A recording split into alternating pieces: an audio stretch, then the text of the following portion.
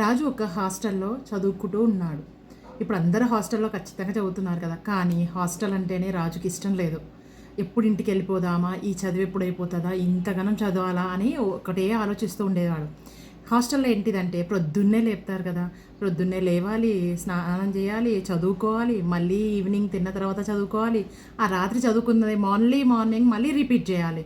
అలా 12 సంవత్సరాలు చేయాలా అని ఒక విరక్తితో రాజు ఏం చేస్తాడంటే, అబ్బా నేను త్వరగా ఆ మునులు వాళ్ళందరూ ఇట్లా దేవుని ప్రత్యక్షం కాగానే మనకి వరం ఇచ్చేస్తారు కదా, అలా నేను చేస్తా అని చెప్పేసి రాజు ఇది నేను వెళ్ళిపోతా, అసలు ఉండను అని చెప్పేసి బయలుదేరి ఎక్కడ పోవాలో అర్థం కాక ఒక పూజారి కనపడతాడు.